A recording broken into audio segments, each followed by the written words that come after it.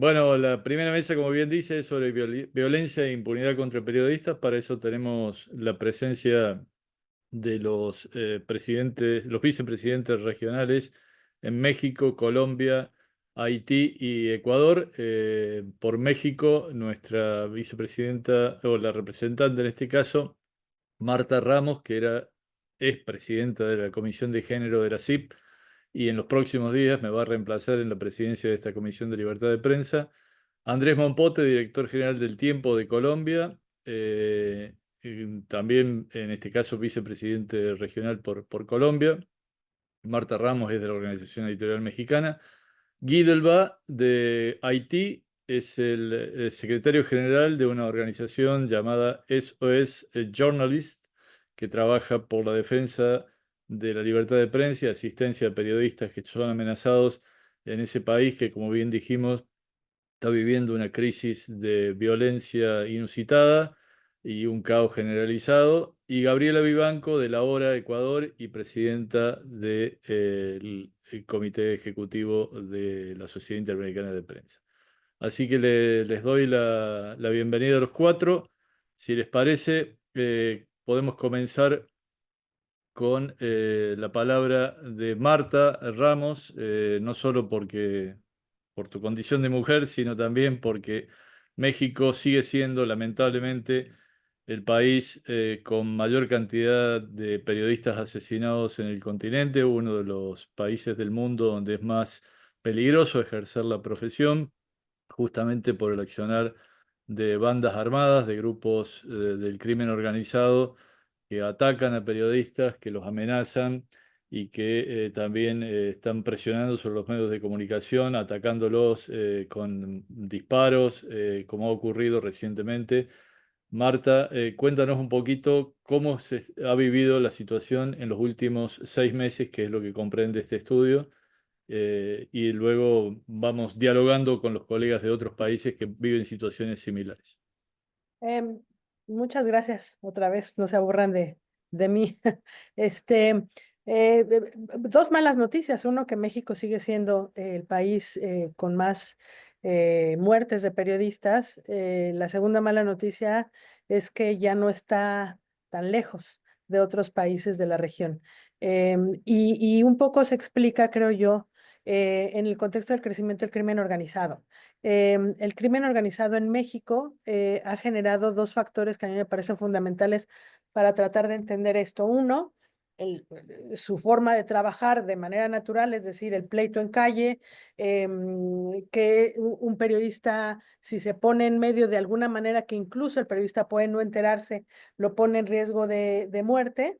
Y otra, que ha permitido o ha permeado primero en autoridades fundamentalmente judiciales, pero también ha permitido que la impunidad crezca bajo el riesgo que toda la sociedad en general corre enfrentándose con la estrategia y la fortaleza que ha tenido en los últimos años el crimen organizado. En realidad, la violencia contra periodistas sigue siendo un tema que pasa casi desapercibido para la autoridad. La impunidad en caso de asesinatos sigue siendo superior al 96%, 97%.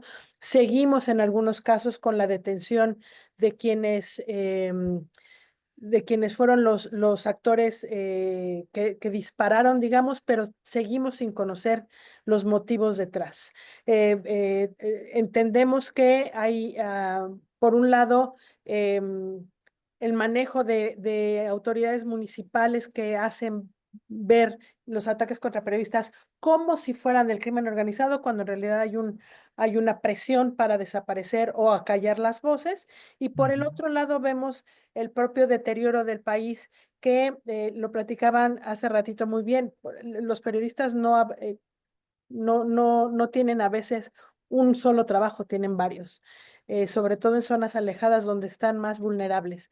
Y ahí muchos han resultado muertos por su segundo trabajo, es decir, por estar en otras zonas que los ponen en riesgo. Incluso hemos visto gente de zonas que nosotros diríamos zonas silenciadas, donde no hay medios formales dando a conocer información, que ellos abren páginas de Facebook y dan cuenta de lo que está pasando, pero también tienen, por ejemplo, un transporte público en la calle que manejan y es en ese donde son asaltados y son de repente asesinados. Entonces, vemos el crecimiento propio de la violencia en México, pero también vemos una impunidad que no permite que esto baje. Gracias, Marta. Sí, vamos a ver que hay puntos en común con la realidad de otros países de la región. Como bien decías, México es un país que ya lleva muchos años de violencia del crimen organizado contra la prensa. El otro caso similar es el de Colombia, donde lo tenemos a Andrés Mompotes allí para que nos cuente cómo se está viviendo, porque son los dos países con mayor cantidad de periodistas asesinados en los últimos años, justamente por la extensión que ha adquirido el crimen organizado y por los vínculos, como bien decía Marta recién, cómo se van imbricando con el poder político, con las fuerzas del orden, y eso hace que sea aún más peligroso el ejercicio de la profesión. Andrés,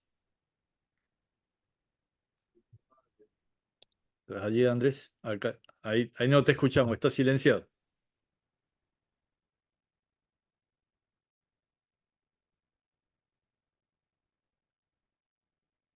No, sigues en silencio. Si quieres, Andrés, vamos, por favor, con Gabriela Vivanco, país que ha desembarcado mucho más reciente el crimen organizado, pero que tiene una intensidad muy, muy fuerte, que se traduce en gran cantidad de amenazas, de ataques, de agresiones. Gabriela, ¿cómo se está viviendo la situación en Ecuador? Gracias, Carlos. Buenos días. Bueno, en Ecuador, en realidad, en este periodo no se registraron asesinatos a periodistas. Sin embargo, sí se vive todavía un clima de absoluta impunidad con respecto a los crímenes y agresiones anteriores y las que siguen sucediendo contra periodistas y medios de comunicación. Y en eso vale recalcar que pese a los distintos esfuerzos que se han hecho, conversaciones, acercamientos, em, a pesar de que en Ecuador ya se instituyó y se creó un mecanismo de protección de periodistas eh, de forma legal, existe también un reglamento que en teoría lo debería regular y tuvo que haber dado paso.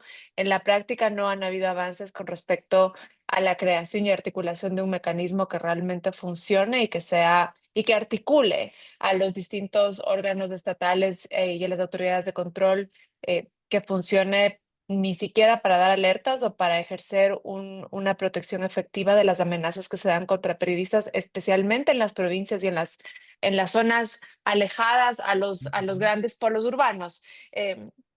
Que son también zonas que están muy afectadas por la violencia en general, pero por el crimen organizado en particular. Yo creo que es el caso de Ecuador.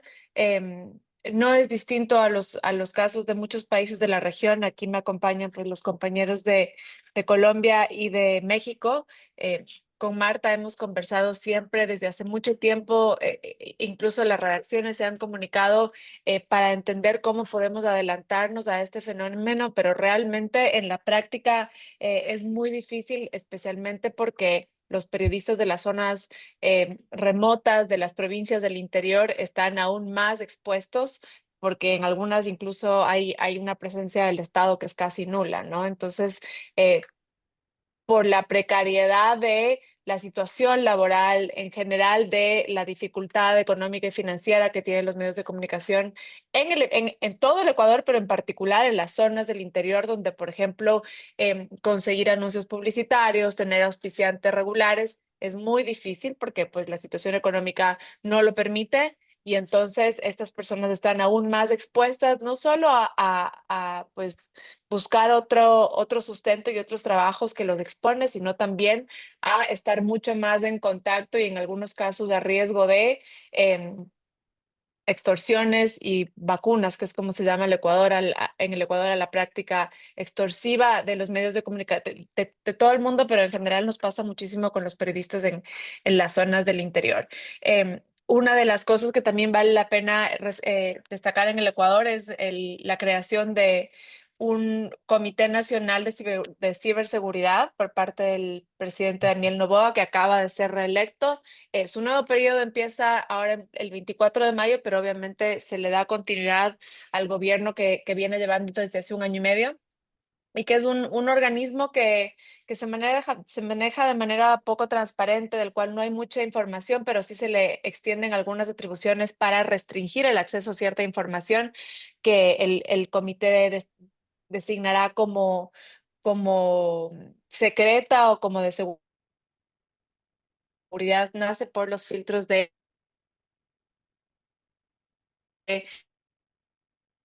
Gabriela, ahí te perdemos un poquito.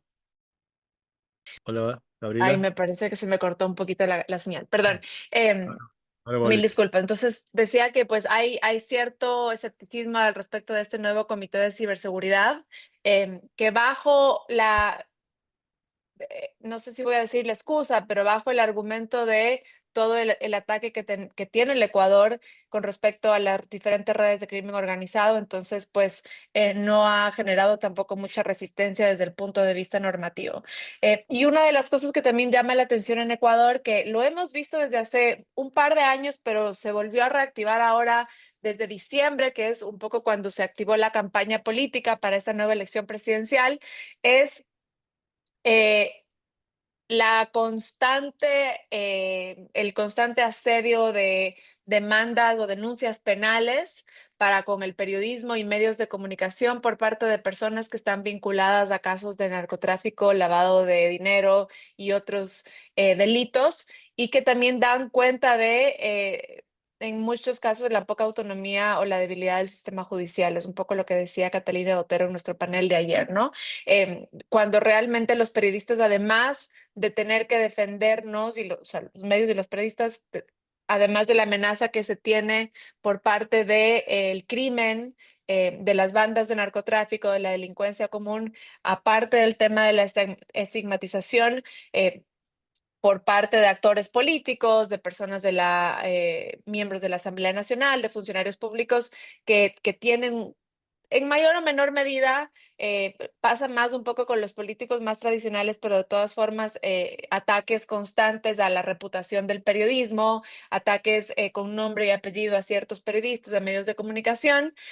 Además, hay un tema donde los medios y los periodistas tienen que estarse defendiendo de las denuncias penales por parte de narcotraficantes o presuntos narcotraficantes, y que es una cosa que la justicia no realmente parece que en muchos casos no tiene la voluntad de frenar, entonces se da paso a este tipo de denuncias, pues generando un montón de gastos legales y otro tipo perdón, el timbre de mi casa, otro tipo de circunstancias legales y costos que realmente son un problema, incluso yendo a instancias internacionales, ¿no? Entonces creo que eso es lo que te puedo comentar un poco de manera preliminar con respecto a cómo se vive la situación en Ecuador. Perfecto, ya volvemos contigo, Gabriela, y con Marta. No sé, Andrés, si has podido solucionar el tema del sonido. Sí, Carlos, ya está habilitado. Ah, perfecto. Bueno, no sé si has alcanzado a escuchar, pero un poco los puntos en común que empiezan a aparecer es, por un lado, la impunidad, que de algún modo termina avalando la violencia contra periodistas. Por otro lado, el hecho de que en general las zonas marginales de cada país, digamos, las más alejadas, las más remotas, son donde los medios son más débiles, y también la inexistencia o insuficiencia de los mecanismos de protección a periodistas y también de los sistemas judiciales para poner freno a toda esta violencia, ¿no? Así es, Carlos. Vemos elementos comunes, dolorosos, y en el caso de Colombia, mm, haciendo un diagnóstico, un repaso de lo que ha ocurrido con los asesinatos de colegas, de periodistas en los últimos 11 años aproximadamente, son más o menos alrededor de 18 asesinatos. Y de esos 18 asesinatos, para hablar de una primera coincidencia en lo que hemos venido conversando en este momento de nuestra reunión, solamente hay un caso en el cual se ha determinado por la justicia quién fue el determinador, quién fue el autor material, el autor intelectual, porque lo que hay son investigaciones sobre los autores materiales y hay presunciones y hay autores materiales detenidos en la mayoría de los casos, pero lo que realmente lleva a esclarecer la verdad, lo que permite tener justicia plena en un caso de estos, es la certeza de saber quién ordenó el asesinato de un periodista y por qué lo ordenó. Incluso en ese caso en el que hay un autor intelectual condenado por la justicia por el asesinato de un periodista en el año 2014, la justicia no ha dicho con claridad cuál fue el motivo específico y si esa decisión de mandar a asesinar al periodista está relacionada, por ejemplo, con investigaciones que él hacía sobre políticos corruptos en su región. Así es muy difícil encontrar realmente la certeza para las familias, para la sociedad, de que la justicia realmente está llegando a punto final. Entonces, hablar de que hay investigaciones abiertas, que las hay en todos estos casos, hablar de que hay unos sicarios detenidos o buscados, que los hay en muchos de estos casos, en por lo menos la mitad, no puede ser considerado como realmente como una manera de solventar lo que en principio debe ser impunidad resuelta en términos generales. Y eso es un problema grande, porque en el caso de, por ejemplo, los sicarios son una cadena más de la conducta en la que se puede contratar y fuera un servicio. O sea, hacer justicia sobre un sicario, que es necesario, sí, pero no resuelve el problema de fondo, que es quiénes son los que están mandando a asesinar periodistas.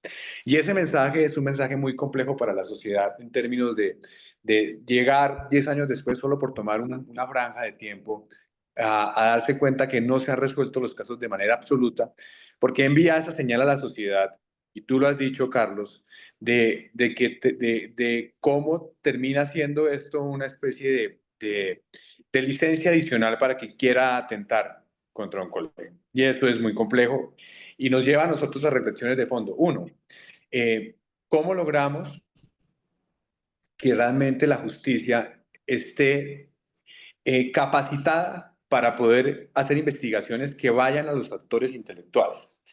Y uno encuentra un rasgo adicional. Esto ocurre en las regiones. Aquí hemos visto que son los periodistas de las regiones los que, de los lugares más alejados de los centros urbanos, donde están más desprotegidos y donde se presentan este tipo de homicidios. Pero ahí la justicia también es una justicia débil. Es una justicia en la que no hay fiscales capacitados para hacer investigaciones de fondo. Y lo que deberíamos exigir en estos casos es buscar que esos crímenes de periodistas por lo menos se centralicen en unidades especializadas que estén en las capitales de nuestros países, creadas especialmente con la capacidad de hacer esas investigaciones. Porque si dejamos esto en manos... Fuero especial, digamos. Así es, si dejamos esto en manos de un juez de una región, de un fiscal de una región, que además está sometido, debo decirlo, A las mismas a la misma presiones. presión de los violentos. Exacto. Y entonces es muy difícil que realmente se castigue al intelectual. Puede ser que se avance sobre el material, pero estos funcionarios judiciales también están sometidos a ese poder de los violentos, a ese poder del narcotráfico que cada vez es más poderoso. Entonces, esa es una primera reflexión que yo creo que tenemos que traernos a lo que está ocurriendo. Debo decir, en todo caso, que vale la pena resaltar que esta semana, coincidencialmente, precisamente por los buenos oficios de la Sociedad Interamericana de Prensa, en compañía de la Fundación de Libertad de Prensa en Colombia, la FLIP, se logró un acto de solución amistosa en uno de los casos de dos periodistas asesinados hace 34 años. 34 años. Este es un caso abierto en el que hace 34 años no vamos a saber, no hemos podido saber y no podemos dejar de persistir en eso, quién asesinó a Julio Daniel Torres y quién asesinó a a Julio Daniel Chaparro y quién asesinó a Jorge Enrique Torres en un municipio de Antioquia, que ese evento de solución amistosa nos permite a nosotros dar algo de justicia, dar algo de reparación a estas familias, nos permite que el Estado colombiano reconozca que precisamente eso que estoy diciendo, la fragilidad de las investigaciones, la fragilidad de estas acciones de los funcionarios judiciales, el posible encubrimiento en algunos casos que no lo podemos descartar, pero sobre eso no hay pruebas. Pero todo eso lleva al Estado colombiano 34 años después a aceptar lo que no hizo y que por lo tanto tiene que empezar a reconocer y hacer justicia y actos de reparación con las familias de nuestros dos colegas. Pero son 34 años. 34 Andrés, años en los que llega algo de justicia, pero no podemos permitir que pasen 34 años para estar llegando estos momentos en los que algo de justicia llega para nuestros colegas asesinados. todo un símbolo de lo que pasa en el continente, Andrés. Tenemos que pasar aquí del BA de Haití. Hi, Guy, ¿me escuchas? Do you hear? Hola, hola. Hi.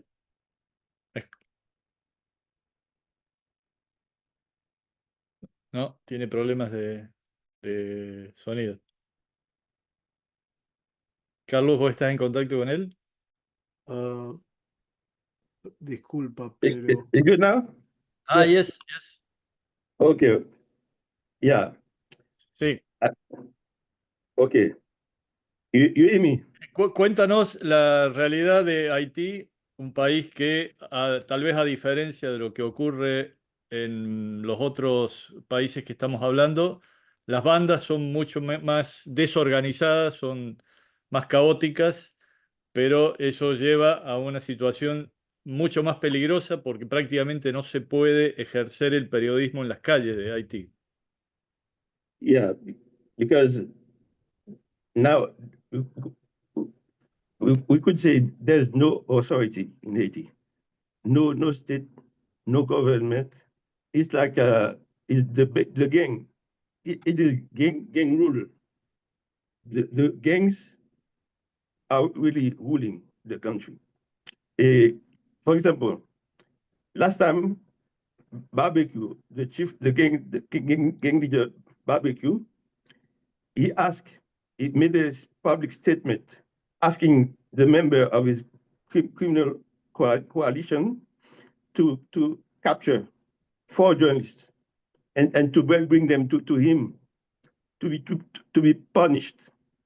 And that was, terrorizing, because there's no government that will protect the journalists. And we have a gang leader, powerful gang leader, who can do whatever he pleases. And he called on the gang members to get the journalists and to bring them to him so that he could punish them. Yeah. And as I said, the worst thing is that there's an atmosphere in Haiti where press freedom is really in jeopardy. For example, last time, there's a journalist was kidnapped. Fortunately, he was released after some negotiations, but the one journalist still missing. We don't know where he is, and other journalists can be kidnapped at any time because there are threats, very credible threats on the part of gang leaders.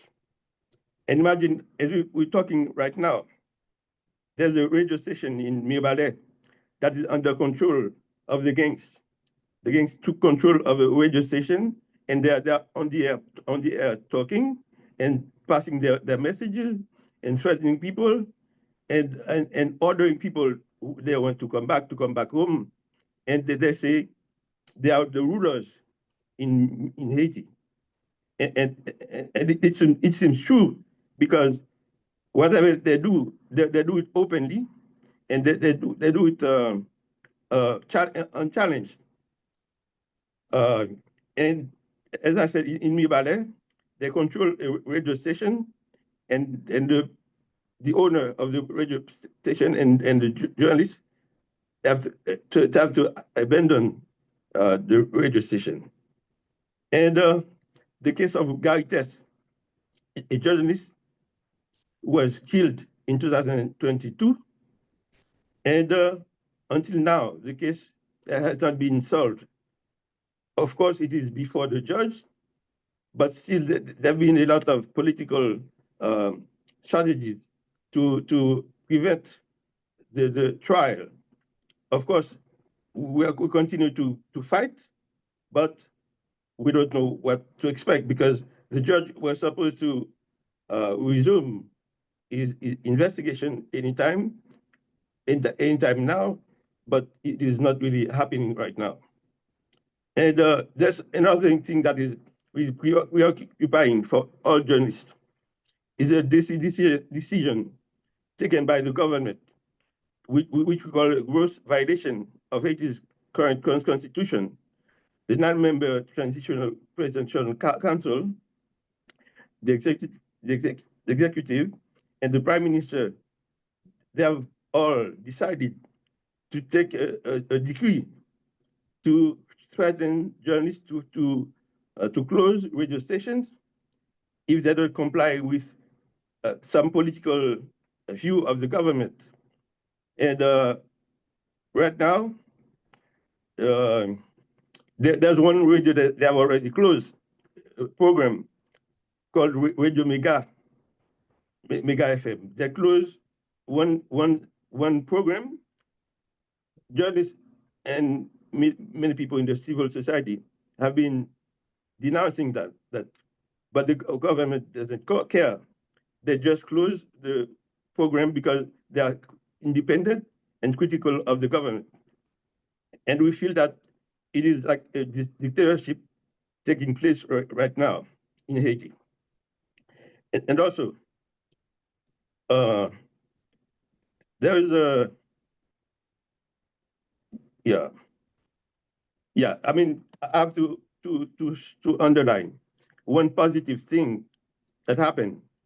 Like the government, when there were journalists killed in the hospital in Port-au-Prince last December, the government did something appreciative. They allowed the journalists to travel to find care, and also they have given, assistance, medical assistance to journalists that were wounded, and we appreciate that. And that was some positive action on the part of the government, which is not done regularly when journalists have been injured in the past. And we congratulate them for that. And at the same time, we are also working on a committee, ethics committee, because we understand journalists have to also be responsible. Even we want freedom, but we want to be also responsible. So we are putting in place a committee that will work on ethics, because we have to agree that sometimes there's a lot of violation also on part of some journalists, who don't respect the rules. And we also want to show that we are serious, and we want to talk to journalists to ask them to apply all the rules. And then I'm sending a list of journalists killed, 13 journalists who have been killed in the past 2 years, 13 journalists killed, and many others who have been injured and threatened. And in conclusion, since 2022, Haitian independent journalists and media outlets have been confronted with a certain number of press freedom and freedom of expression violations that often hamper the ability for media professionals to fully and freely perform their work. Actually, at least 13 journalists have been killed in Haiti from January 22 to December 2024. Dozens others have been threatened and injured. It's been a long time since press freedom and freedom of expression has been so jeopardized in Haiti, because when the government gets to a point that it does not care anymore whatever people say, whatever request that people do, it becomes very dangerous, and the media, journalists and the media Y have become like the scapegoat.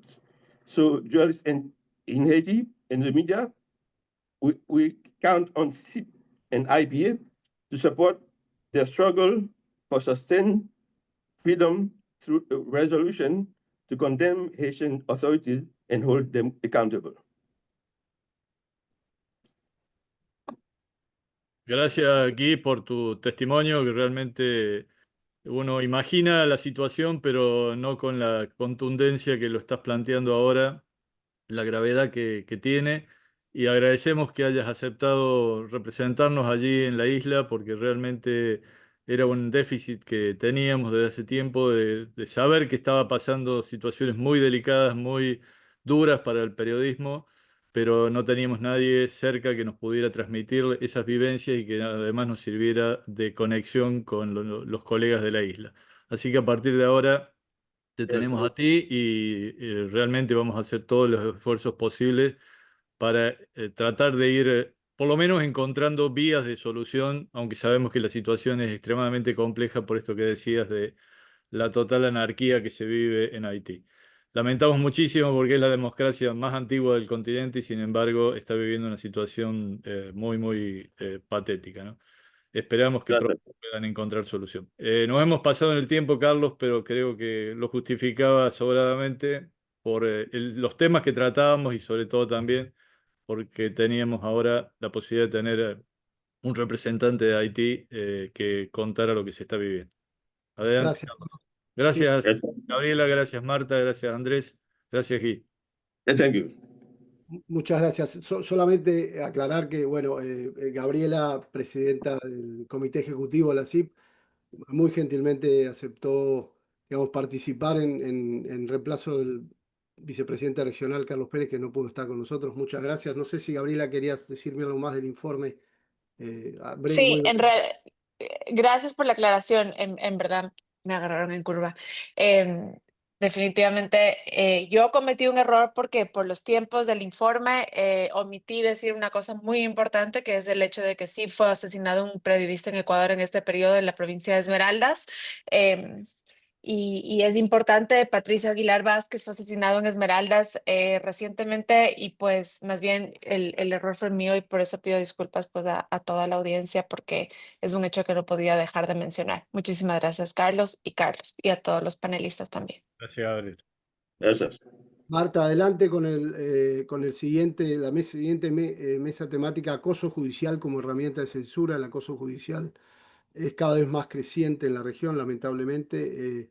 Vemos cómo, por ejemplo, José Rubén Zamora en Guatemala sigue preso, en esta ocasión con acusaciones arbitrarias, ¿no? Relacionadas en represalia por su trabajo periodístico. Adelante, Marta, con el próximo panel y los vicepresidentes. Muchas gracias. Muchas gracias. Vamos un poco cortos de tiempo. Les recuerdo que estarán los informes país por país por si quieren adelantarse al detalle de lo que está pasando. Y vamos directito con el tema. Mario Alejandro Sandoval de Prensa Libre Guatemala, ¿cómo ves tú este panorama de utilizar como herramienta de censura la ley? Sí, buenos días. Es un gusto saludarte, Marta, y a todo el equipo, a todo el grupo. Sí, efectivamente, no voy a repetir lo que ya está sucediendo con José Rubén y es una estrategia, digamos, lamentablemente, lamentablemente en Guatemala la ley los trámites legales son siempre muy tardados para cualquier cosa, absolutamente cualquier cosa. Pero ahora, digamos, el caso más emblemático, digamos, es el de José Rubén, que regresó a la cárcel el 10 de marzo, a pesar de tener una medida sustitutiva, y el mismo juez dijo estar recibiendo presiones para cambiar el arresto domiciliar que le había concedido. Tenemos periodistas también en el exilio, como Juan Luis Font, ¿verdad? Que está fuera por una acusación que él se enteró más o menos en el año 2022, entiendo yo, luego en 2023 salió del país y finalmente la orden de captura salió en su cuenta en 2024. Pero una cosa que sí es preocupante es que, digamos, en Guatemala existe la ley de emisión del pensamiento que establece los procedimientos para atender temas relacionados con libertad de expresión y define qué tipo de tribunales deben atender estos casos, ¿verdad? O sea, pero la estrategia entonces generalizada es acusar a los periodistas, en este caso alguien de mucho poder, que fue el gobierno anterior, y te ponen todos los trabas posibles para que no puedas resolver. Pero lo más preocupante ahora es que, digamos, la Corte de Constitucionalidad, en un fallo reciente, no apoyó un recurso que pretendía corregir el hecho de que cuando hay casos de libertad de expresión, deben ser atendidos por el procedimiento para casos de opinión. No son casos que sean necesariamente penales, ¿no?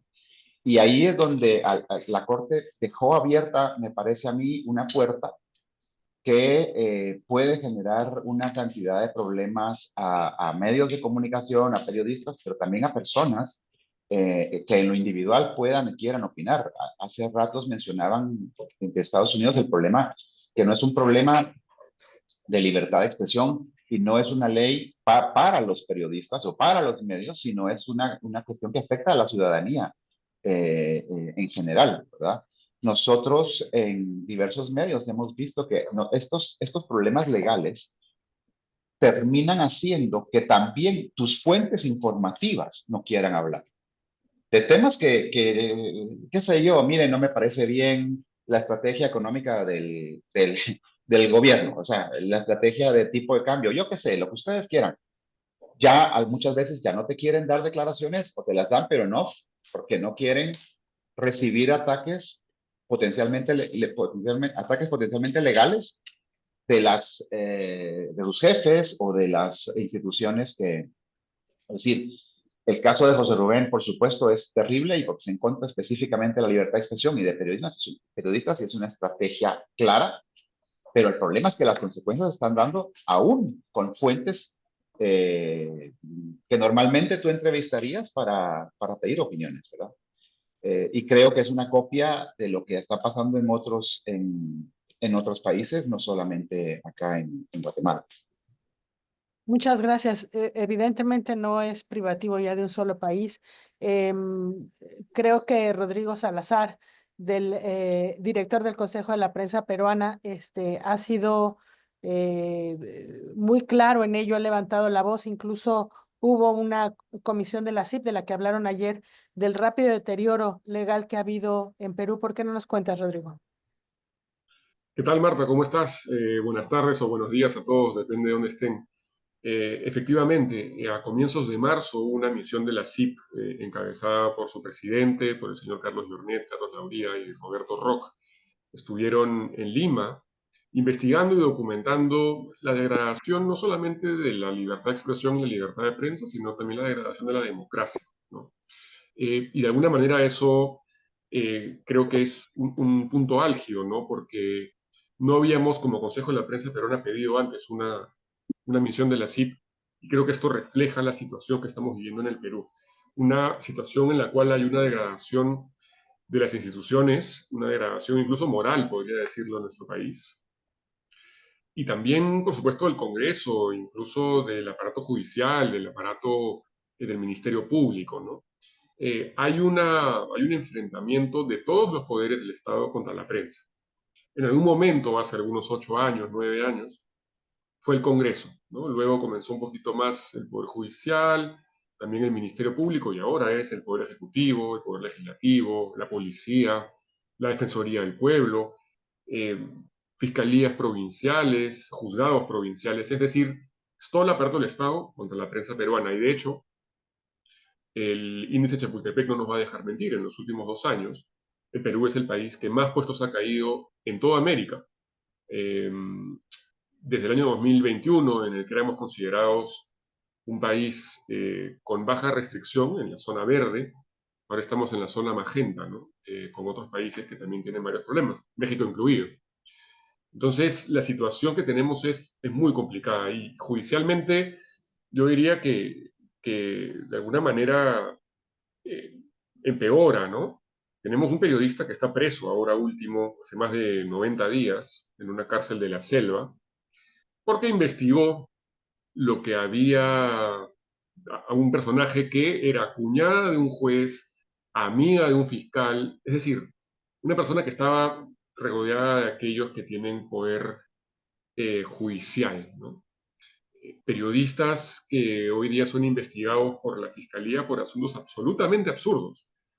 Por ejemplo, tenemos un fiscal poderoso en el Perú que se llama Rafael Vela, que es coordinador de un equipo especial que se encarga de las investigaciones por el caso Lava Jato, ¿no? Este esquema de corrupción de Odebrecht traído a varios países de América Latina.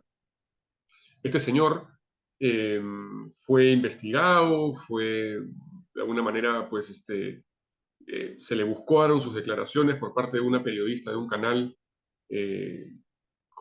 digamos, bastante controversial en el Perú que se llama Willax. Y este señor fiscal impuso una denuncia por acoso y hostigamiento. Y es como utilizar las reglas y la justicia y la ley como instrumento, no como arma. Es decir, un periodista va, me quiere entrevistar, me pone el micro en la cara, o va a mi casa, y eso yo lo considero como hostigamiento, ¿no? Hay una creatividad, el peruano es una persona muy creativa, y creo que esta creatividad está siendo utilizada también para asuntos que afectan el trabajo de la prensa, ¿no? Que un fiscal de ese nivel, de ese reconocimiento, abuse de la figura de hostigamiento y persecución para, digamos, presentar una denuncia contra una periodista, es una exageración tremenda, ¿no? Y no es el único, porque el expresidente del Congreso, Alejandro Soto, una persona que además trabajó como periodista recibiendo plata a cambio de entrevistas, 1.000 soles aproximadamente, $300, hizo lo mismo, ¿no? Dijo en su momento que iba a querellar a periodistas por semana, ¿no? Y también él, de alguna manera, denunció por reglaje, o sea, persecución, a un periodista de un importante programa dominical porque estaba averiguando con quién, o sea, en qué andaba el expresidente del Congreso, ¿no? Hay una instrumentalización de la ley en este país y un abuso de poder también. Periodista Juan Carlos Tafur, reconocido periodista de hace muchas décadas, sufrió el allanamiento de su vivienda una madrugada, como suelen hacer en el Perú los fiscales, como si uno fuera delincuente, porque en su medio de comunicación Sudaca había investigado a una fiscal y a esta fiscal no le había gustado y la fiscal había ordenado el allanamiento de la vivienda, ¿no? Como verán, en estos casos que les he mencionado, el expresidente del Congreso, este fiscal o la última fiscal que les he mencionado, se toman las cosas muy a pecho, ¿no?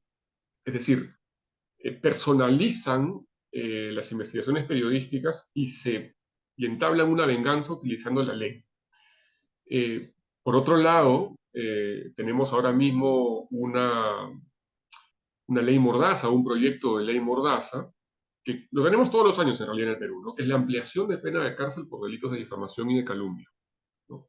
Es decir, para que este delito pase de ser una pena suspendida de cárcel, ¿no? En el que uno no se va preso y tiene que cumplir ciertas reglas de conducta, termina siendo cárcel efectiva, ¿no? Todos los años pasa lo mismo en el Congreso. Ya fue aprobado en primera votación, está en agenda del Congreso, no sabemos cuándo se va a llevar a cabo la segunda votación, y esto implicaría nuevamente utilizar el aspecto legal para poder judicializar el trabajo de la prensa. Es decir, si tú periodista me has difamado, dañado mi honor, yo ahora tengo una nueva arma legal para poder perseguirte judicialmente. Exacto. Ahora, sí hay un aspecto positivo dentro de todo esto, y con eso cierro, Marta, y creo que es uno de los casos más importantes que hemos tenido en el Perú en los últimos años. El asesino del periodista Hugo Bustíos, asesinado hace más de 30 años en la época del terrorismo en el Perú, su cuerpo además dinamitado, un crimen atroz, purga cárcel hoy día de 12 años por este asesinato, ¿no? Hay otros, y ese es un caso muy positivo, porque se ha llevado a la justicia después de más de 30 años a un asesino de periodistas. Hay otros casos lamentables de asesinatos que no han sido esclarecidos y que seguimos buscando justicia, pero por lo menos hay una pequeña luz dentro de este túnel tan oscuro que tenemos en el Perú. Sí, sí es. A pesar de tantos años, sí es una pequeña luz. Rita Vázquez de la Prensa de Panamá, a ti te suena muy bien esto de utilizar demandas contra los medios, ¿no? Creo que Panamá es otro que se suma a esta ola de busquemos cómo dañar no solo de voz y de verbos, sino también en sus intereses, en su estructura a los medios y a los periodistas. Rita. Hola, ¿qué tal? ¿Cómo están? Muchas gracias por esta invitación y esta oportunidad. En Panamá, el problema viene como de raíz, y es que la legislación panameña no incluye el concepto de real malicia, para comenzar. Es decir, que no nos corresponde a nosotros o a quien demande, a un periodista por un tema de calumnia e injuria, eh, probar que el periodista actuó con la intención de causar un daño. Es decir, las demandas proceden, sobre todo las civiles, y las demandas civiles se gestionan como una demanda civil común y corriente. Es decir, si una persona demanda civilmente por calumnia e injuria, las reglas que aplican para los contratos comerciales en materia civil es exactamente la misma regla que aplica para una demanda por calumnia e injuria. Producto de eso, por ejemplo, nosotros en la prensa hemos tenido una demanda por parte de un expresidente que logró secuestrar más de $1 millón en activos de la empresa, efectivos, dinero en efectivo, a causa de una demanda por calumnia e injuria que se encontraba en primera instancia. ¿Eso qué quiere decir? Que el presidente se hizo con esa cantidad de dinero de los fondos del periódico cuando el proceso estaba en su etapa inicial, a pesar de que había iniciado 10 años anteriormente. Y desde ese momento de que el expresidente o el caso mantiene secuestrados esos bienes, han transcurrido alrededor de 4 años. Es decir, tenemos 4 años con más de $1 millón secuestrados porque el sistema judicial es lento. En primera instancia, fallaron a favor del expresidente. En segunda instancia, fallaron a favor de la prensa y ahora estamos en casación, que es la tercera instancia que ya es en la corte. O sea que en este momento todas las cartas están sobre la mesa y una demanda de $5 millones definitivamente puede afectar la sostenibilidad financiera y la existencia de un medio de comunicación como la prensa, un medio de comunicación tan trascendental como la prensa en Panamá. Sumado a eso, la prensa, y de hecho he pedido este archivo porque quería un poco comentarles para que vean la magnitud de los procesos, de las cuantías que se reclaman en los procesos civiles en Panamá. La prensa tiene ahorita mismo 14 casos abiertos por demandas civiles que totalizan casi $50 millones. En estos momentos donde los medios de comunicación sufren el embate de la misma transformación, de la misma industria, tener $50 millones, tener $50 millones en procesos judiciales es simplemente un atentado contra el medio, porque ¿quién en estos momentos y en estas circunstancias dispone de esa cantidad de dinero para pagarlas en demandas si se fallase en contra del medio de comunicación? Y definitivamente la prensa no tiene esa cantidad de dinero. Y si a eso pues le sumamos el hecho de que existen demandas penales donde se utilizan los llamados SLAPs. Por ejemplo, tenemos un caso de un periodista de investigación, Rolando Rodríguez, que publica un caso en contra de una exfuncionaria de la Contraloría. Y la exfuncionaria de la Contraloría, que está siendo investigada por el Ministerio Público por abuso enriquecimiento injustificado durante su gestión, ha demandado al periodista penalmente, o sea que eso implica cárcel, y con una reclamación civil de $1 millón por cada demanda, ha hecho una demanda por cada publicación, 4 demandas, pero no por calumnia e injuria, sino por violencia de género. Entonces vemos cómo en Panamá el sistema judicial se presta para que exista este abuso por parte de funcionarios, exfuncionarios, empresarios y en general todo aquel que se sienta ofendido, digo ofendido entre comillas, por una publicación. El hecho de que el sistema judicial panameño permita tratar temas relativos a la libertad de prensa o a la libertad de expresión como si se tratara de una obligación contractual común y corriente, que permita el secuestro de activos, de bienes de los medios de comunicación. Y ahí hay una incongruencia, porque la ley en Panamá sí protege a aquellos medios de comunicación que utilizan frecuencias del Estado, por ejemplo, la televisión y la radio, pero no a la prensa escrita. Entonces estamos realmente viviendo en un lejano oeste donde el sistema permite que todos estos procesos avancen hasta 10, 15 y 20 años hasta que finalmente son resueltos. Y en el camino, como decía alguien en la ponencia anterior, se están generando gastos legales, se están generando, o sea, nuestras facturas de abogados son increíbles.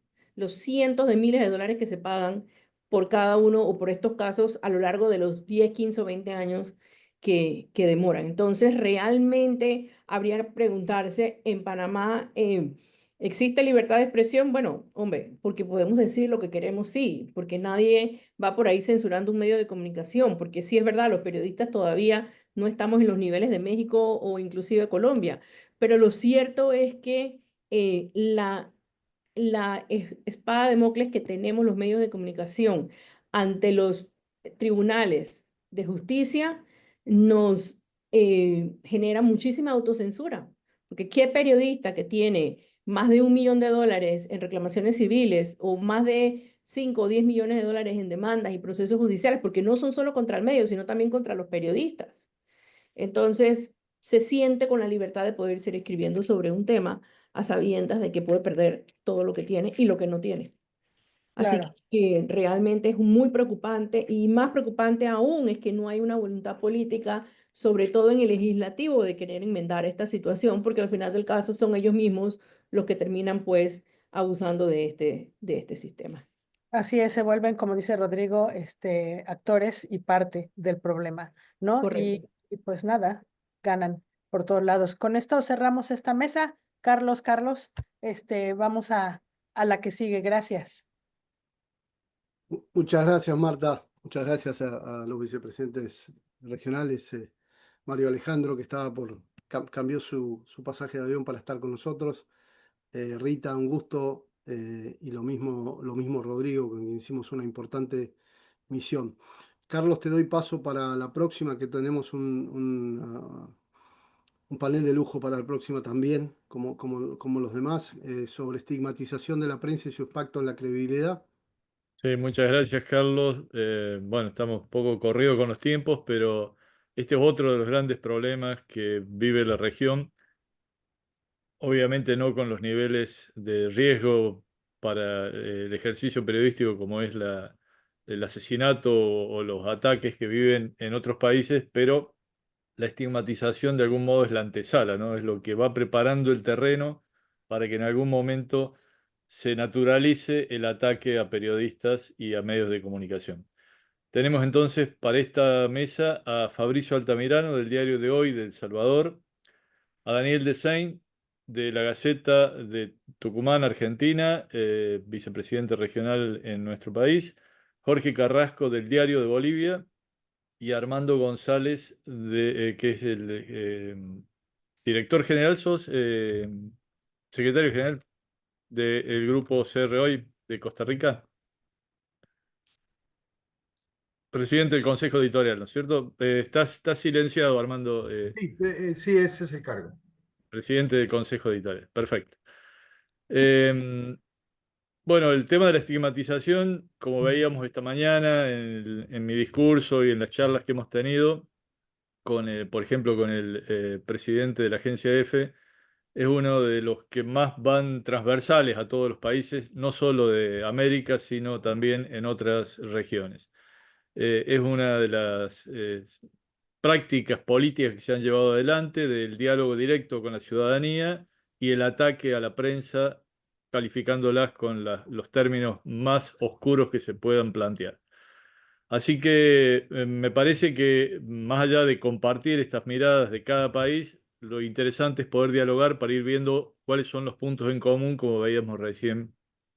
Arranquemos contigo, Armando, justamente porque cuando estuvimos en Costa Rica recientemente, veíamos de un presidente que hacía poco tiempo que había llegado al poder, pero que había adoptado rápidamente esta práctica y la utilizaba contra el periodismo, contra los jueces que le son adversos o que le puede resultar adversos en el futuro. Cuéntanos un poquito cómo está la situación hoy en Costa Rica, un país que sabía ser el faro de América Latina en materia de democracia e institucionalidad. Bueno, primero disculpen la apariencia, es producto de un experimento que hice para constatar la solidez de las aceras josefinas. Y son muy duras, están bien Perdón, construidas. está puesta mal la traducción en el canal de español. Eh, le digo a nuestros intérpretes porque está saliendo por el canal de español la versión en español tuya.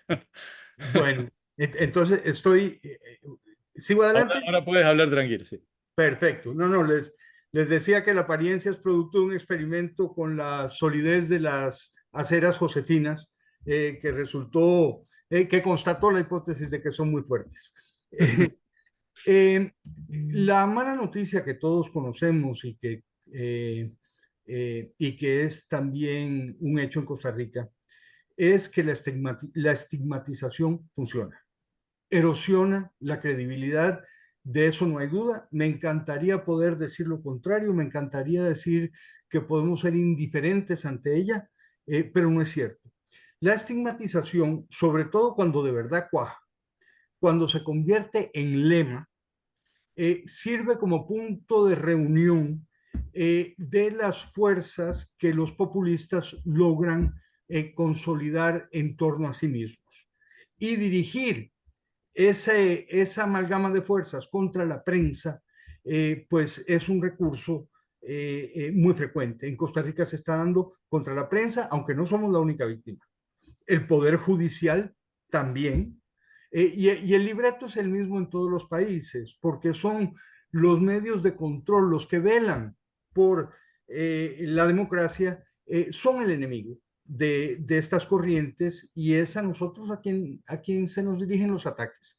En Costa Rica hemos sido calificados por el presidente de la República, estas son palabras suyas, entre comillas todas, malditos, sicarios políticos, asesinos a sueldo, banda, montón de lobos, fauna, ratas y sobre todo que es el que logró cuajar y es el que logró convertirse en lema de este populismo en Costa Rica, es prensa canalla. Prensa canalla es un poco el grito que reúne a estas fuerzas. Y sí funciona. Ha erosionado la credibilidad de los medios entre los grupos que se adhieren a esto, han puesto a dudar a otros y viene el fenómeno acompañado del surgimiento de lo que antaño en Perú llamábamos la prensa chicha, hace muchos años, en la época de Fujimori. Aquí se ha dado en llamar la prensa foca, porque aplaude, ¿verdad? Como foca. Viene acompañado el surgimiento de estos llamados medios alternativos, que lo que hacen es replicar este mensaje. Así que sí debo decir que hay erosión de la credibilidad y que en esa erosión la estigmatización desempeña un papel importante. La estigmatización, como bien decías, Carlos, también es un paso previo a la agresión. Ya se han dado circunstancias incómodas de empujones que no han pasado a más, pero es una antesala de la agresión. La buena noticia es que acudió un colega a la sala constitucional a decir, bueno, este es el lenguaje que está utilizando el presidente y su ministra de Salud para referirse a mí. Y la sala constitucional se adhirió a una jurisprudencia de la Corte Interamericana muy importante, que son varios fallos que ha habido, pero sobre todo el fallo del caso Ríos contra Venezuela, donde la Corte Interamericana dijo: los funcionarios públicos tienen el derecho y en ocasiones hasta la obligación de responder y de criticar a la prensa, pero tienen un especial deber de constatar las razones con las que replican y también el deber de tolerar la crítica y sobre todo el de garantizar y proteger el ejercicio pleno de los derechos humanos. Ese es el artículo 1, inciso 1 de la Convención Americana, que le impone a los estados firmantes el deber de garantizar el ejercicio de los derechos humanos. Cuando el gobernante se excede en la retórica, en el ataque al periodista, con ataques vacíos que son meramente diseñados para insultar, como estos, y para estigmatizar, como estos que leí al inicio, está sobrepasando. Sí, Arturo, con gusto voy a compartir el fallo. Tenía un mensaje ahí. El gobernante en ese caso está faltando ese deber de cumplir con el artículo 1.1 de la Convención Americana, es decir, de garantizar la libre expresión. El funcionario debe tolerar la crítica, el funcionario debe garantizar el pleno ejercicio de los derechos humanos. En suma, su libertad de expresión, que también la tiene, está limitada por el cumplimiento de esos deberes. Es decir, la Corte Interamericana ya dejó establecido, más allá de cualquier duda, que aunque el funcionario tiene igualmente libertad de expresión, está limitada por su particular posición en estos debates. Entonces, esa jurisprudencia es de muchísima importancia y resultó de muchísima importancia para nosotros, porque nuestra Corte, perdón. No, sin duda digo que es muy valioso y es bueno que lo compartas porque vamos a seguir ahora con los otros casos que son de algún modo hermanados y en algunos casos hay alguno que puede reclamar algún tipo de paternidad sobre eso. Absolutamente. Nuestra Sala Constitucional acogió y desarrolló esa jurisprudencia para decir que es absolutamente reprochable que se utilicen ese tipo de frases, pues no contribuyen al fortalecimiento de la prensa en una democracia o bien a clarificar el contenido del hecho noticioso mediante el debate o expresión respetuosa de la postura del agente público. También dijo nuestra Sala Constitucional que la utilización de un lenguaje irrespetuoso y ofensivo contra los periodistas constituye una lesión a la libertad de expresión. Bueno, en síntesis, la buena noticia es que tenemos armas judiciales, tenemos armas en el sistema interamericano que son comunes a todos nosotros. Y yo quisiera cerrar haciéndole una instancia a la CIP y a los colegas que revisemos estas oportunidades que tenemos para defendernos. Por ejemplo, lo que expuso Rita sobre la forma en que se está adjudicando responsabilidad a los medios por lo que publican en Panamá. Es totalmente incompatible con la Convención Americana de los Derechos Humanos y con la jurisprudencia que ha desarrollado la Corte. En concreto, es incompatible con una jurisprudencia que se dictó hace el año antepasado en un caso en el que yo estuve muy involucrado, que es el caso Moya Chacón, contra Costa Rica, que era un caso donde lo que llevamos a juicio fue una condena en lo civil, porque nos absolvieron en lo penal y nos condenaron en lo civil diciendo que, bueno, que a fin y al cabo se había causado un daño al funcionario que era objeto de la publicación. La Corte Interamericana adoptó ahí, en sede civil, buena parte de la doctrina Sullivan. Ya había adoptado elementos de ella en otros casos que había juzgado, que se habían juzgado, que habían nacido de la jurisdicción penal. Entonces, cierro diciendo que creo que debemos revisar esta jurisprudencia, debemos estar muy atentos a ella. Hay oportunidades de defenderse. Creo que la situación de Panamá, como la plantea Rita, es bastante fácil, realmente en el marco de lo que la Corte ha dicho y de lo que dice la propia Convención. El $1.000.000 congelado es un motivo clarísimo para pedir una medida cautelar. Hay que acudir a la Comisión Interamericana. Yo con mucho gusto le hago llegar a Carlos pues, los fallos estos que él considere que sea pertinente que distribuyamos entre los colegas, y también me pongo a la orden para cualquier cosa en que pueda colaborar. Este caso Moya Chacón es un caso de muchísima importancia que desafortunadamente no tuvo la difusión que debió haber tenido. La razón por la cual lo promovimos fue precisamente porque lo que se nos estaba aplicando fue la norma general de responsabilidad civil. Todo el que causa un daño tiene la obligación de repararlo, y eso en el caso de la prensa no puede ser.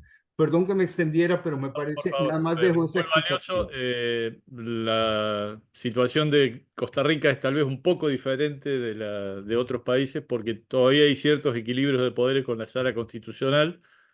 Y me pregunto, y le paso la pregunta a Daniel, si crees que estos nuevos liderazgos del populismo, en este caso más de derecha, como es el caso de Milei o del propio Donald Trump, están dispuestos a aceptar jurisdicciones internacionales, jurisdicciones del multilateralismo que ellos denigran y que están saliéndose de muchos organismos que puedan llegar a establecer algún límite a sus ambiciones de poder, ¿no? Hola Carlos, hola a todos.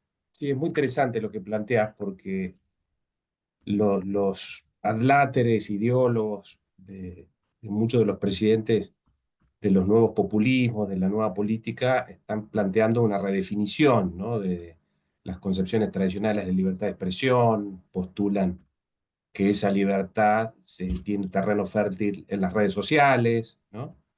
Embisten contra los medios tradicionales, y hay ciertas particularidades que estamos viviendo en la Argentina, donde tenemos antecedentes desde ya de ataques a la prensa de otros gobiernos, pero a diferencia de lo que ocurría, por ejemplo, en el gobierno de Cristina Kirchner, que fue el periodo más duro desde el regreso a la democracia en la Argentina, donde la presidenta planteaba toda una serie de críticas a la prensa, pero eran los funcionarios de segunda línea, los periodistas cercanos al poder, ¿no?, seguidores, militantes del partido gobernante, los que usaban los epítetos más duros, ¿no?, los agravios más directos.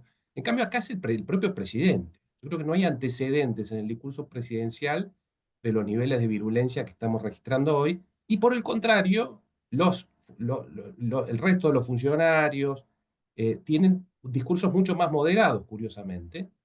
La violencia sí se replica dentro de las hordas digitales, ¿no?, y de la militancia, de la cibermilitancia que sigue al presidente. Pero ahí tenemos como un primer fenómeno. Y el otro es que durante la etapa populista del kirchnerismo, la embestida fundamentalmente iba sobre medios y periodistas alejados ideológicamente. En cambio acá va sobre periodistas y también economistas en particular, cuyo nivel de coincidencia en el plano ideológico, en las políticas económicas, en buena parte de las políticas públicas, es muy alto, ¿no? Es por matices, es por pequeñas diferencias. El presidente embiste contra economistas ortodoxos de los cuales ha sido muy amigo o que han sido funcionarios de su gobierno, o a los cuales le ha declarado una admiración extrema, como al exministro de Economía, Domingo Cavallo.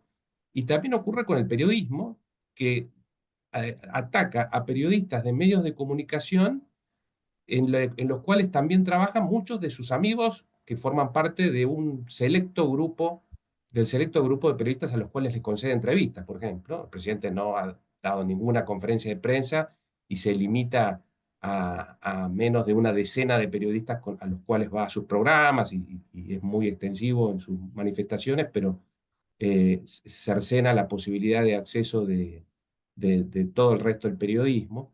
Entonces, ahí hay una especie de superposición paradójica entre el electorado, entre los votantes de Milei y las audiencias de los medios a los que ataca con particular énfasis, ¿no? Y eso, bueno, genera desde ya un perjuicio mayor en la credibilidad, en el prestigio de esos medios, ¿no? Que comparten audiencia con votantes del presidente, y dificultades también para abordar y desarrollar reacciones frente a este caso nuevo de un presidente totalmente desinhibido, que hace imputaciones de delitos, acusa a los periodistas de corruptos, ¿no? De recibir sobornos, de extorsionadores, calumniadores, etcétera, etcétera. Y, Hay que y el, odiarlos un poco más, le iba a decir. bueno, ese fue otro extremo, ¿no? Porque lo dijimos en alguna de nuestras declaraciones desde ADEPA, que la libertad de expresión no tutela el agravio y tampoco tutela la incitación al odio, creo que fue la última manifestación en su red X, ¿no? Que es el espacio privilegiado de comunicación del presidente, dijo: la gente no odia lo suficiente a estos sicarios con credencial de periodistas, ¿no? Llamando a cruzar los límites peligrosamente, donde ya se ha registrado hace poco un acto de violencia contra un periodista, que puede estar ligado a este clima de época, ¿no? Y a las dificultades que encuentra el periodismo para ejercer el oficio. Así que estamos en una situación compleja que se parece mucho a lo que pasa discursivamente con Trump en los Estados Unidos. Sí. Y que se parece mucho también, seguramente, a lo que nos pueda contar Fabricio Altamirano desde El Salvador. Fabricio, ¿estás por allí? Hola Carlos, Hola, ¿cómo estás? un segundito, me pongo el video. Primero, déjame agradecerte por todos tus años en la presidencia de la comisión. De verdad que te apreciamos, nos conocimos mucho más jóvenes y ha sido un honor acompañar a ti y servirte donde nos corresponde.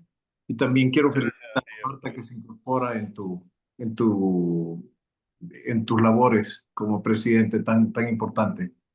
Eh, Quiero, primero que todo, hacer una moción, ¿sabes? Me dio un enorme gusto ver Alejandro, que tenía días largos de no verlo, y quisiera hacer una moción hace muchos años la CIP hizo una especie de seminario en las oficinas en Miami del tema legal concretamente. Yo creo que no sé si sería del caso hacer un seminario presencial, pero ¿por qué no hacer una serie de seminarios concretos para conocer los casos específicos?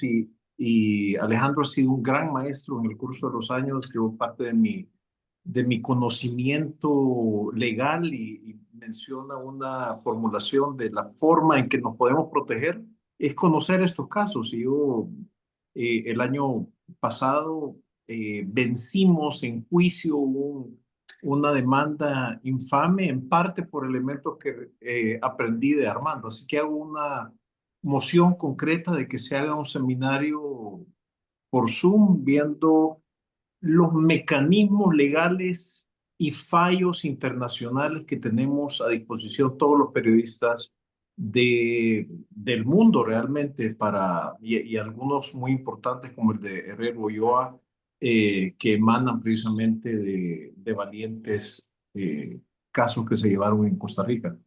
Así que quiero hacer una moción concreta. Muy valioso el aporte. Algo estuvimos conversando en esa línea después de que volvimos de la última misión en Perú, pero lo vamos a impulsar con fuerza, Fabricio. Y lo hicimos hace muchísimos años. Yo creo que vale la actualización de que conozcamos lo que nos interesa el asunto, y a todos nos debería interesar el asunto de los fallos internacionales que nos protegen. Ese es el punto. Sí, señor. Quisiera primero que todo referirme a un caso concreto, que es la segunda periodista que busca protección de exilio, que se fue a Alemania. Y se trata de la periodista Alba Amaya, que era la corresponsal de Deutsche Welle, que cita en su defensa de por qué busca el exilio, el acoso digital, la intimidación, la vigilancia por Pegasus que nos compartió la colega Belloso. Yo también estoy, hay algunos que todavía estamos aquí, que hay muchos que estamos aquí que somos también víctimas del seguimiento pre-Pegasus. Seguimiento por custodios, declaraciones estigmatizantes, difamación y censura. Así que en el caso concreto de la difamación, quiero primero que todo recordar que está en el reporte de este medio año de El Salvador el caso de Alba Amaya, que es una periodista que concretamente se retiró del país por ese tema. Pero quisiera ser irreverente, Carlos, si me permites, y ser un perfecto político que tomo tu pregunta y quisiera aportar otros temas, si me permites, porque el tema de la estigmatización, y quiero referirme a una frase que dijo Julie, y retomando las palabras de Armando, que los tratan de ratas para abajo, perfectamente pudiera aplicarse al presidente Trump hablando de la AP o hablando de New York Times o hablando de Reuters. O sea, el tema de la estigmatización creo que es casi parte de lo que nos toca vivir y es importante saberse defender de ella y por eso es tan importante conocer los mecanismos legales y los fallos internacionales para poderse defender de los ataques concretos que recibimos en ese sentido. Eh, pero quiero recordar otra cosa que dijo Julie Pace de la AP que me parece muy importante. Esto no solo se trata de llevar la atención a nuestros medios, a nuestros quehaceres periodísticos, sino que también enfocar y una parte importantísima, un desarrollo gravísimo que se ha dado en El Salvador es en la otra parte, es el derecho ciudadano y es el derecho ciudadano al saber. Oyendo a la colega de Panamá, nosotros también pudiéramos estar en esa categoría que en principio no hay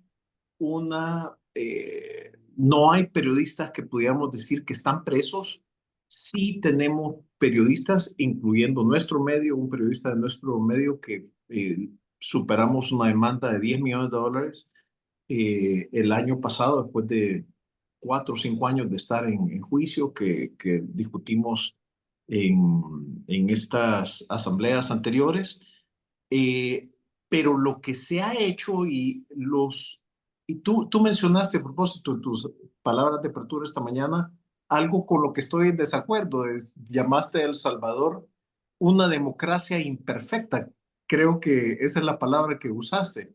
Y yo me permito aportarte otra visión de eso y somos más bien una dictadura imperfecta, Carlos. Y en estos mecanismos de dictadura imperfecta, y lo digo porque hay regímenes que han sido electos democráticamente, pero que buscan cercenar el derecho al saber sistémicamente. Gabriela Vivanco menciona también el tema de una ley precisamente de ciberseguridad, creo que se llama, y quiero referirme a eso, porque se han aprobado una serie de leyes en El Salvador en el último semestre del último reporte que son gravísimas en ese sentido, y lo que buscan cercenar es el derecho ciudadano al saber. Es una ley de protección de datos personales que arrancó bien de la mano y tutelada de asesoría de juristas europeos que quiso El Salvador homologar la ley a protección de datos personales que se tiene en Europa y tiene formas que son buenas, admirables y homologadas a derecho internacional, pero que en el último momento quedó engavetada y los congresistas de este gobierno la sacaron y le pusieron elementos que la hacen verdaderamente perversa.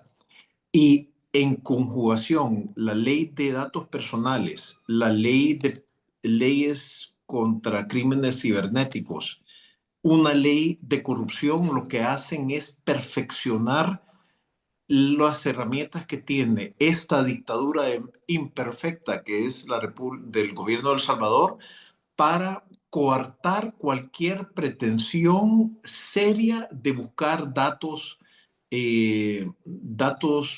relevantes para que podamos fiscalizar los periodistas el quehacer público y el uso de fondos públicos.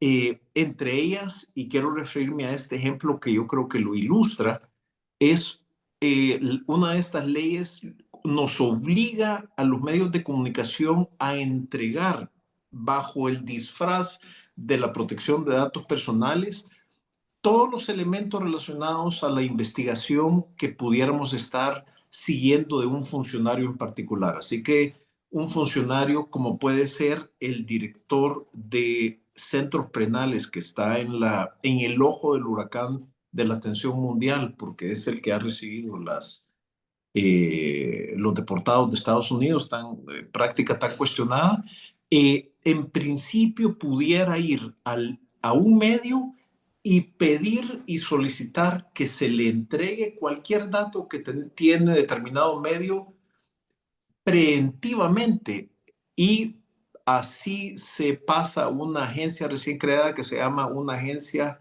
de ciberseguridad, creo que se llama, la ACE.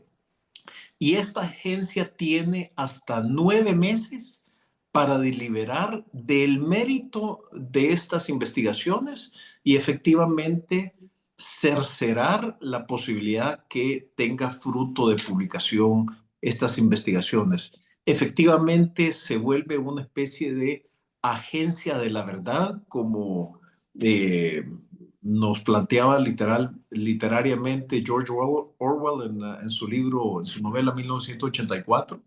Y es una perversidad infinita porque la ley de protección de datos personales europea no pretende cubrir funcionarios en funciones para protegerse de investigaciones legítimas de periodismo que pueden, en el caso de El Salvador, buscar tapar crímenes de lesa humanidad, torturas, ya ni se diga casos de corrupción, etc. Otra, y termino con dos más. Una es una ley que tiene el disfraz de nombre de una ley anticorrupción. Y uno diría, hombre, qué bueno que tengan una ley anticorrupción, pero uno de los mecanismos que tiene esta ley de anticorrupción es que pena con entre 6 y 9 años de cárcel a cualquier funcionario público que se ose a entregar a medios de comunicación, academia, centros de pensamientos civiles, datos que pongan en entredicho el quehacer de la agencia. Efectivamente, es una pena prácticamente de muerte a los whistleblowers. Y en El Salvador se ha investigado concretamente la muerte de un whistleblower que literalmente se le abrió la cabeza, se le extrajo el cerebro y se surció como un zapato de pueblo, como dicen. Y ese es el destino de los whistleblowers. Entonces, quiero llevar la atención a ese tinglado de leyes que efectivamente lo que hacen es cercerar la otra parte de nosotros. Como CIP siempre nos enfocamos en la libertad de expresión y menos en la libertad ciudadana de saber, de estar enterado. Y eso es lo que este tinglado de leyes busca cercenar completamente. Con esto termino, Carlos. Gracias, Fabricio. Sí, realmente el odio hacia el periodismo, el ataque al periodismo, tiene varios caminos, ¿no? El acoso judicial, el acoso en línea, en algunos casos ya la amenaza directamente, o los atentados, o los ataques en la vida pública, la censura, la estigmatización, el hostigamiento, son todas variantes de la misma forma de pensar. Me gustaría conocer ahora la mirada de Jorge Carrasco desde el otro lado ideológico, digamos, no en tu caso, Jorge, sino del país donde vives, que también tiene una tradición de hostigamiento, de estigmatización al periodismo, y que ha ido cambiando sus formas, pero que se mantiene en el tiempo, ¿no? Claro que sí. Buenas tardes. Bueno, aquí ya son, en Bolivia son más de 20 años, van a ser 20 años que el gobierno ha estado utilizando esta campaña de estigmatización, ¿no? De atacar a la prensa bajo diferentes argumentos de que es mentirosa, de derecha, que solo busca perjudicarlo. El presidente, el vicepresidente y sus principales ministros en su momento la han catalogado como su única oposición, ¿no? Y en todo esto, en el caso de Bolivia, la estigmatización ha servido y sigue sirviendo como excusa para justificar una ofensiva contra la prensa, armando todo un aparato que va a sonar familiar, ya que todos estamos experimentando estas cosas en diferentes países, en diferentes intensidades. Aquí, ¿qué se ha hecho? Ha sido la excusa, por ejemplo, para apoyar a medios paraestatales, crear medios paraestatales que ayuden que sean que sirvan de portavoces oficiales y a los cuales se les da todo el dinero.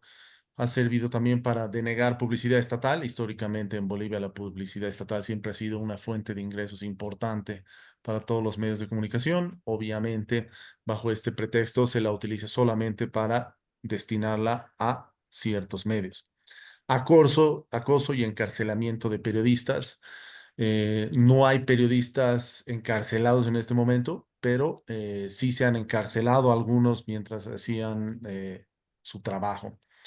De la misma forma se los acosa y se los ha acusado durante mucho tiempo, siguiéndolos en autos oficiales, haciendo que realmente sea obvio el que se vea, el que se note que los están siguiendo. Intervenir teléfonos. Igual, de manera obvia, uno puede estar hablando y es como que se prende otra vez el micrófono del otro lado, uno escucha las voces del otro lado y se vuelve a apagar. Toda esta cosa para hacer saber, ¿sabes qué? Te estamos siguiendo, te estamos escuchando, tienes todo intervenido para lograr, entre otras cosas, lo que más les interesa, que es la autocensura. Ataques financieros. Aquí se ha montado un aparato gigantesco porque ya no se cierran medios como antes con militares, con policías. Aquí lo que se hace es atacar a las finanzas de los medios. Y se crea una serie de sanciones, se crea una serie incluso de leyes. Voy a dar un ejemplo muy corto. Por ejemplo, aquí bajo la excusa de seguridad ciudadana, se obliga a que se provea de transporte a todos los empleados después de las 10 de la noche, pero coincidentemente, entre comillas, solo se controla a medios independientes, no a todos, a medios independientes. El ataque financiero que hemos logrado desmantelar después de 10 años de lucha ha sido, por ejemplo, el que se nos ha obligado a los medios a publicar avisos gratuitos para el Estado. Y esto llegó a ser incluso 12 páginas al mes, 14 páginas al mes, obligatorias, donde se tenía que dar al principio a conocer leyes. Es como que se nos ha dado a nosotros, el Estado ha decidido que era responsabilidad de los medios, ya no del Estado, el de dar a conocer todas estas leyes. Pero se fueron volviendo cada vez más fuertes y después eran las contratapas de los periódicos en domingo, atacando a los espacios comerciales más rentables de los medios. Esto ha durado 10 años y ha sido un golpe durísimo para los periódicos. Y como siempre, no es el único país, cada vez se utiliza más a instituciones públicas como el Ministerio de Trabajo o sobre todo el Servicio de Impuestos Nacionales para multar todo el tiempo a los medios e incluso inventar deudas. Se ha utilizado también para lo que es judicialización y creación de leyes restrictivas, el de crear juicios a los periódicos y los cuales nunca terminan. Por ejemplo, son 3 medios aquí en Bolivia, incluidos nosotros, que en su momento reproducimos textualmente lo que dijo el presidente en su momento de una región en Bolivia, que fue catalogada como ofensiva, incluso racista, pero no se le hizo nada al presidente, pero se nos siguió a nosotros ese juicio bajo ese pretexto, ¿no? Se utiliza constantemente También el etiquetar las diferentes noticias como fake news, algo que se está utilizando mucho para acallar a los medios, sobre todo cuando no les interesa. Entonces, en resumen, yo creo que como todos esto es, todo este aparato de estigmatización, toda esta política de estigmatización es para evitar rendir cuentas, controlar la información, mantener el poder sin obstáculos. Pero yo también veo una segunda parte a esto, que es algo que hace que se retroalimente. Esta estigmatización tiene tiene otra parte que es la que estos mismos medios paraestatales son los que ayudan también a alimentar este monstruo, porque son los que hacen también perder la credibilidad a la prensa.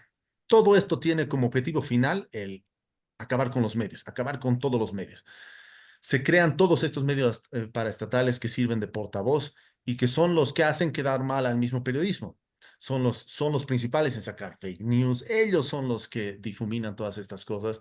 Pero lo interesante de esto, que me parece que ha sido pensado justamente de esta forma en su momento, es lo que hace que se retroalimente y que en los ojos de mucha de la gente dicen, no, no se puede creer en los medios. Ya cuando se les pregunta específicamente, ok, hay todavía medios que pueden tener opiniones positivas, pero yo creo que es algo que muchas veces no estamos viendo, que es el peligro de dónde también aparece y qué hace eso, ¿no? Porque es, ok, hacemos nuestro trabajo, cada vez nuestro trabajo es más difícil, sin embargo, vemos que está bajando la confianza en la gente y muchas veces nos preguntamos de dónde, pero por lo menos aquí en Bolivia sí, se está viendo de que viene y que es dirigida y que es planeada y que es deliberada el hacer que estos medios paraestatales cada vez sean más fuertes, tengan más recursos y que sean los principales en difuminar mentiras. La gente se da cuenta de esto y dice, ah, es por eso que no creemos en todos ustedes. Y si juntamos todo el ataque que vamos experimentando los medios independientes de esto, es un monstruo con el que es cada vez más difícil competir. Es un monstruo que cada vez es más fuerte. Nosotros estamos todos los días apagando incendios porque nos atacan de todas partes.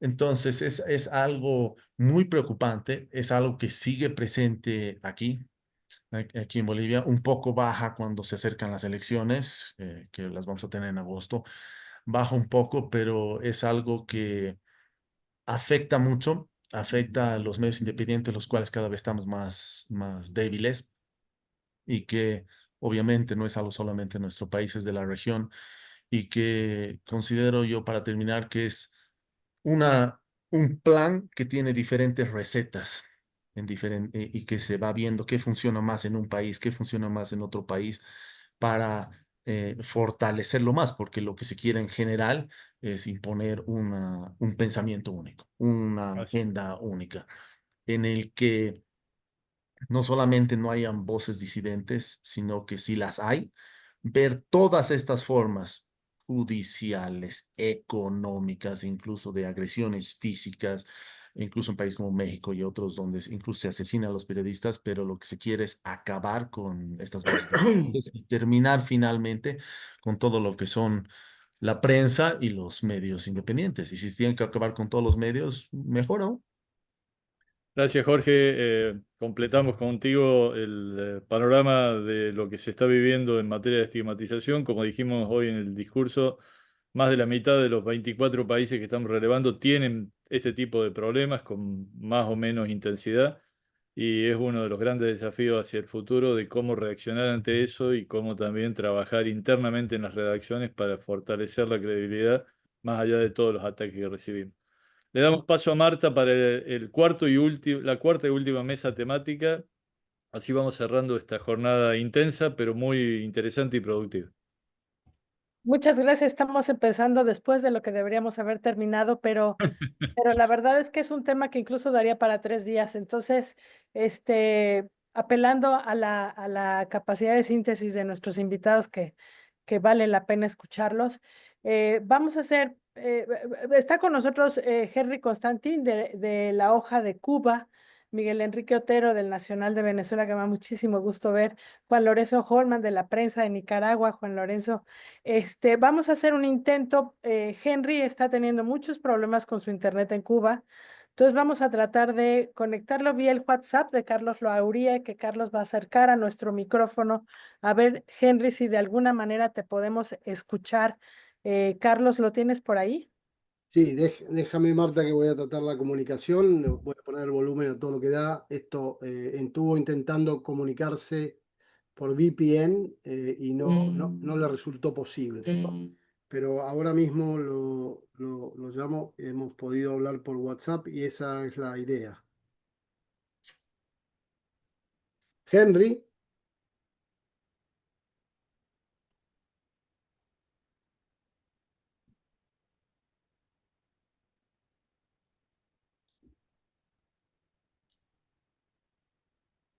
Si quieres, empezamos con Juan Lorenzo.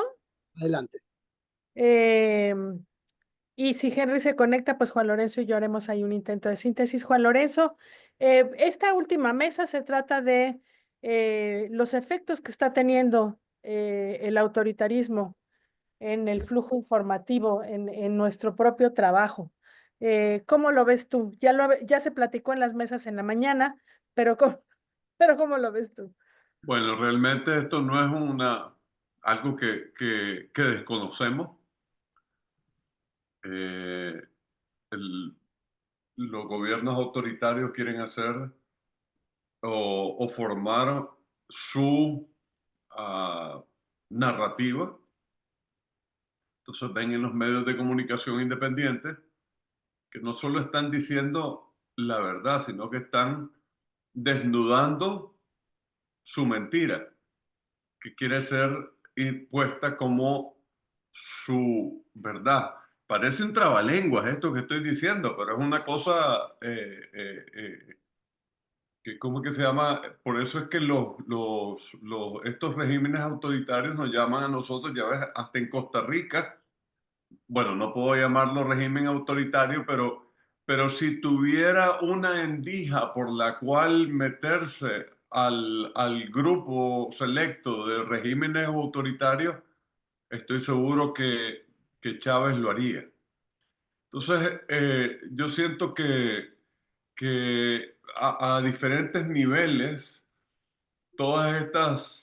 estos regímenes autoritarios están tratando de acallar las voces que desmienten o desnudan su realidad. Yo siento que y voy a decir algo que tal vez va a sonar muy feo, tal vez, pero la verdad es que la culpa de los regímenes autoritarios que tenemos hoy en día en Latinoamérica, la culpable mayor es la democracia. Y podemos tirarnos como para atrás y decir, ¿cómo así? Bueno, de las dictaduras que tenemos ahorita en Latinoamérica y le subamos los regímenes autoritarios, todos, a excepción de Cuba, llegaron porque habían democracias, ya sea, digamos, en gestación o en proceso de madurar, o democracias que estaban un poco, ¿cómo se dice?, abandonadas por su sociedad. Y digo abandonadas por la sociedad porque mucha gente también le echa la culpa a los políticos de haber perdido las democracias. Y las democracias se pierden por la omisión de las sociedades a querer participar en el ejercicio democrático y por ceder espacio a gente ¿cómo que se llama? Que se vuelven políticos no por una razón de querer traer algo mejor a sus sociedades, sino que por una causa propia de ellos. Entonces, y obviamente los medios de comunicación estamos señalando eso, y desde antes de llegar a su posición de liderazgo o de presidentes o como le querramos llamar, ya los medios de comunicación son enemigos. Lo estamos viendo en Panamá, lo estamos viendo en Costa Rica, lo vemos y estoy hablando de dos democracias que podrían ser bueno, las democracias más sólidas de Centroamérica definitivamente. Y realmente los regímenes autoritarios se nutren al ver que hay otros a su alrededor que están haciendo cosas peores. En el caso, por ejemplo, de Daniel Ortega, que asesina, que expulsa, que trata con mano más allá de hierro a su sociedad y no le pasa absolutamente nada. Ahí está. Asesinó a 300 personas y no le pasó nada. Entonces también la responsabilidad está, y lo decía en una reunión que tuvimos a principios de la semana, es que nosotros en nuestra sociedad vemos que está pasando cosas alrededor, pero no las señalamos o no contamos lo que está sucediendo por alguna razón, y entonces nuestra sociedad a la que nos debemos no se da cuenta de lo que está pasando alrededor. No sé si me explico. Es decir, nosotros de cierta forma, los medios de comunicación de cierta forma, nos autocensuramos de lo que está sucediendo afuera de nuestro entorno. ¿Me explico? Es cierto, para sumarme a lo que dices de no sé si va a estar incómodo, no sé si deberíamos meternos a estas conversaciones más incómodas. Miguel, que también sabes bastante de lo que se está hablando cuando hablamos de autoritarios, no es que el caso se vaya aislando, sino que se va propagando Claro. en varios países, y la pregunta es, ¿qué es lo que está preocupando a la gente que no pareciera defender la democracia cuando pone su voto? ¿Qué es lo que está viendo? ¿No? Miguel, ¿cuál es y esto, claro, reflejado con la responsabilidad y con los riesgos que tenemos desde los medios? Bienvenido. Gracias, Marta. Bueno, la verdad es que los tiempos han cambiado mucho. Lo que era el autoritarismo, hoy en día no es lo mismo que lo que era hace 40, 50 años. Hace 50 años los autoritarios eran o unos comunistas que habían puesto la dictadura del proletariado, caso Cuba, o unos dictadores militares que llegaban y desde el primer día censuraban todo. Hoy en día no es así. Hoy en día el autoritarismo es un proceso. Entonces uno tiene que ver cómo es que se va construyendo el autoritarismo. O sea, lo primero que se nota en el autoritarismo es ese discurso amenazante y descalificador. Así empieza. Y así empieza y lo primero que genera es la autocensura. Pero el plan es llegar a la censura. Y el plan es hacer todo lo demás. Aparte de que hoy en día existen la internet, las redes sociales, todo eso que es un mundo que antes no existía. Entonces, hoy en día el flujo de información es sumamente complicado, porque además está la manipulación y la propaganda, que hoy en día está marcado por lo que es el manejo de las redes sociales, de internet, etc. Y además, el mecanismo que ellos tienen, que es un mecanismo donde primero asustan a la gente para que se censure, después van creando mecanismos, van controlando los sistemas judiciales, controlan las legislaciones, van aprobando leyes que generan la censura. En Venezuela, por ejemplo, la primera ley que aprobaron fue la ley para regular la radio y la televisión, la ley Resorte que la llamaron. Y con esa ley cerraron Radio Caracas Televisión. Así empezó la censura. Antes Chávez no hacía la censura. Antes Chávez lo que hacía era amenazar, descalificar y atacar verbalmente, que lo hacía él. No es como en otros sitios donde, como estaban hablando de la Kirchner, que la Kirchner no era la que hacía el discurso, sino lo hacían los funcionarios. Aquí era Chávez. Entonces van creando mecanismos para llegar al final a un autoritarismo total. Ellos lo llaman hegemonía comunicacional, que no es sino el modelo cubano, pero en el largo plazo. Y por supuesto, van utilizando los distintos mecanismos, tanto mecanismos de bloqueo. En Venezuela primero acabaron con la radio y la televisión. Hoy en día está la radio y la televisión, son los mismos propietarios, pero han generado unas legislaciones que lo que hacen es que estas radios y televisión no dicen nada porque se autocensuran, porque si publican algo, lo cierran. Después, fueron contra los periódicos. Es un proceso, ese autoritarismo que va creciendo en el proceso. Con los periódicos, lo primero que hicieron fue quitarles el papel, el suministro de newsprint a los periódicos independientes. Entonces todo pasó a ser, todo lo que era crítico o independiente pasó a ser plataformas web. Entonces llegan y bloquean las plataformas web.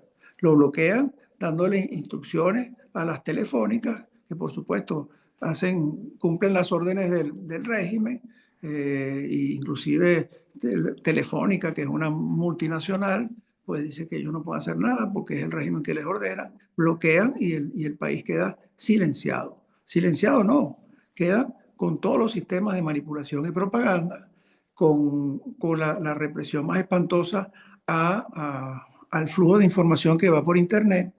Entonces, hoy en día en Venezuela, nadie se atreve a poner nada en un WhatsApp, porque si lo ven, o sea, los policías cuando detienen a alguien, lo primero que hacen es, dame tu dispositivo. Y entonces le agarran el dispositivo y empiezan a ver qué cosas tiene ahí. Si ven que tiene algo contra el régimen, contra Maduro, contra Diosdado, contra quien sea, tú eres un terrorista. Y le aplican leyes que ellos mismos han aprobado, donde este tipo de gente que simplemente está criticando, pueden ser acusados de terroristas. Y por eso tienen más de 2.000 presos. Tienen toda esa cantidad de presos. Entonces, lo que llego es que el autoritarismo hoy en día es un proceso.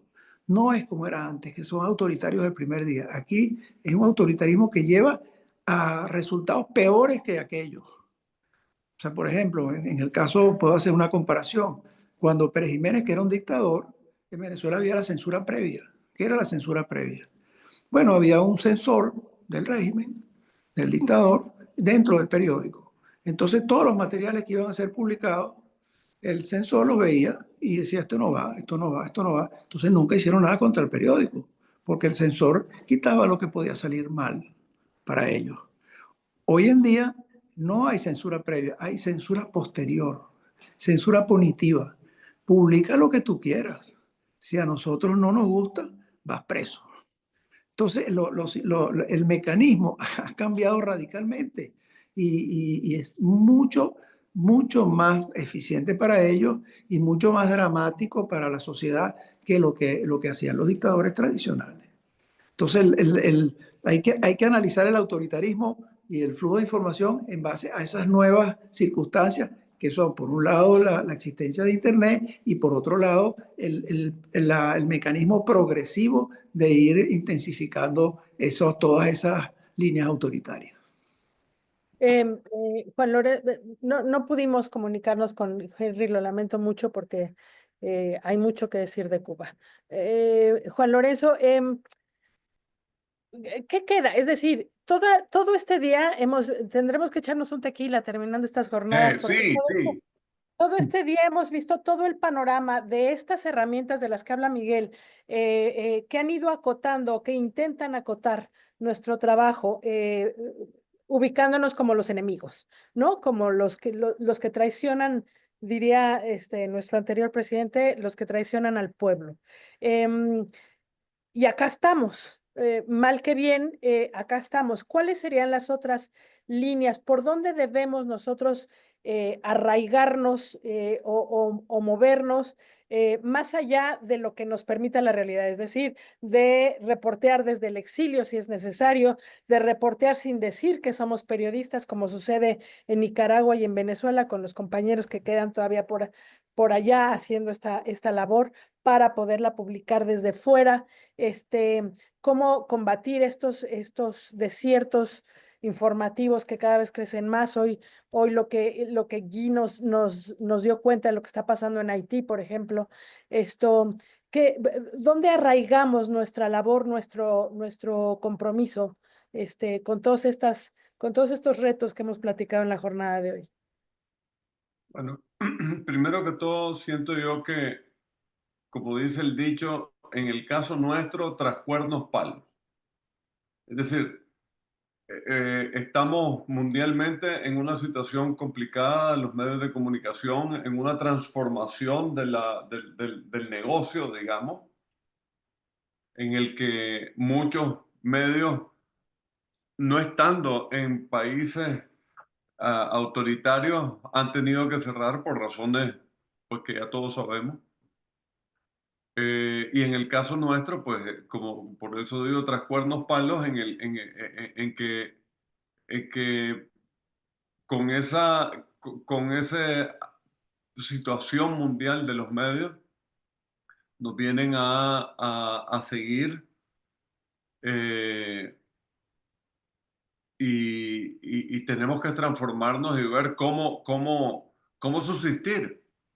Cómo subsistir y ya el modelo de negocio nuestro, por lo menos en el caso de la prensa, dejó de ser una sociedad anónima con fines de lucro a ser prácticamente una fundación con fines de lucro la anterior, a ser una fundación sin fines de lucro y que el único lucro que buscamos, digamos, es obtener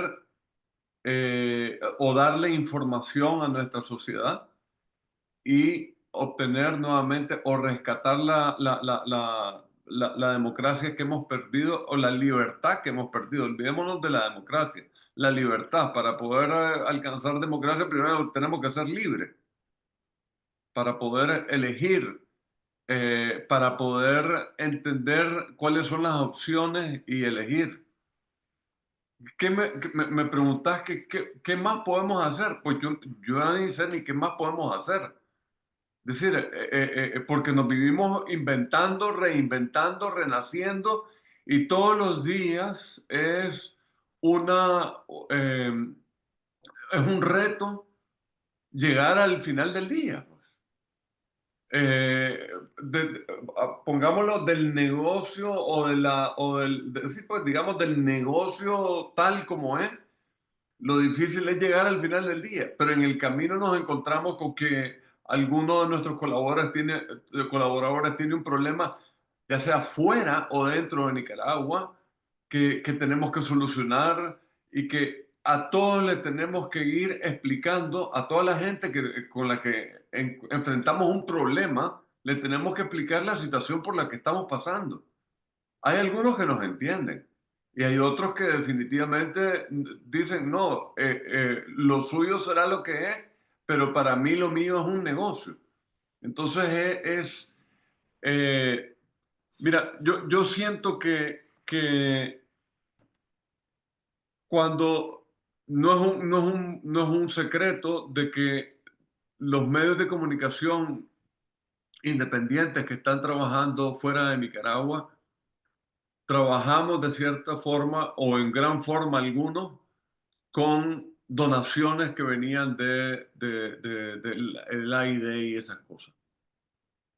Entonces, de repente viene y el amigo nos quita esa fuente y el dictador se regocija de ver de que el supuesto amigo hizo lo que el enemigo no logró hacer durante todo este tiempo, que es callarnos, como ya lo mencionó nuestro colega de Panamá.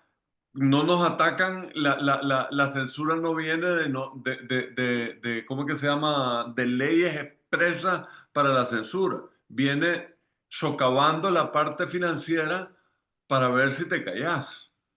Claro. Entonces, la pregunta que me haces es bien difícil. Tal vez, yo no sé si Miguel Enrique también podría aportar un poco a esto, porque es bien difícil porque no hay ya ni qué decirte, pues. Lo único que puedo decir es que lo único que nos queda es seguir con la testarudez que nos ha traído hasta aquí, seguir con la resiliencia que nos ha traído hasta aquí y seguir en pie, pues, en pie y viendo cómo avanzar hacia el futuro, pase lo que pase, pues, y llegar hasta la última gota de tinta, pues. Perdóname, Fabricio, que vamos muy cerrados de tiempo, pero sí, Miguel, seguimos, ¿no? No, bueno, hay que seguir, imagínate, ¿cómo no vamos a seguir? A mí me han quitado todo, me quitaron las instalaciones, me bloquean, me quitaron mi casa, me tienen medidas judiciales absurdas y nosotros seguimos produciendo nuestra plataforma y hay que seguir yo creo que una de las cosas que tienen que hacer los medios es unirse más de manera más sincera con algunas cosas, porque uno de los problemas que han tenido los medios en la migración a Internet es estos monstruos que se quedan con toda la publicidad y que También. utilizan mecanismos. Y la lucha contra el que utilicen nuestras informaciones gratuitamente y la lucha por la publicidad, los medios no lo han dado como tendrían que darlo, lo han dado en Australia, en Europa en cierto sentido, pero no hay una unión verdadera de eso. Y en relación a las redes sociales y a todo lo demás, también hay un problema gravísimo que es el anonimato. ¿Cuál es la diferencia entre un medio y un tuitero anónimo? Que el medio tú lo demandas. A veces, fíjate lo que pasa en Panamá, lo demanda más de la cuenta. Pero ¿cómo demandas a un tuitero que sacó una cuenta en Singapur anónima? Nadie lo puede demandar. Entonces, ahí el consolidar una lucha contra el tema de las tarifas a nivel mundial y el anonimato en las redes son dos factores fundamentales que deberían estar todos los medios del mundo trabajando contra eso. Y ahí está, advertí, este tema nos daba como para 3 días, pero Carlos Laureano nos deja. Carlos, muchísimas gracias. Gracias, Juan, gracias, Miguel. No, muchísimas gracias a vos, Marta. Muchísimas gracias a todos. Gracias. Juan Lorenzo, gracias, Miguel Enrique. Tremendo. Lamentablemente hicimos 5 o 6 intentos.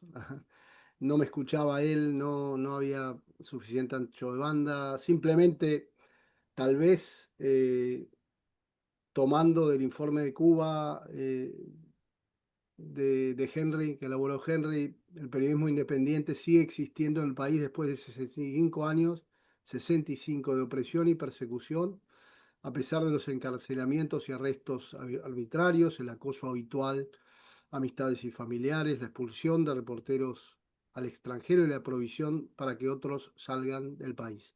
El hecho de que ni siquiera haya podido conectarse porque la internet, evidentemente la conexión de internet es muy mala, que no haya podido conectarse, es un símbolo de lo que se está viviendo en ese país, ¿no?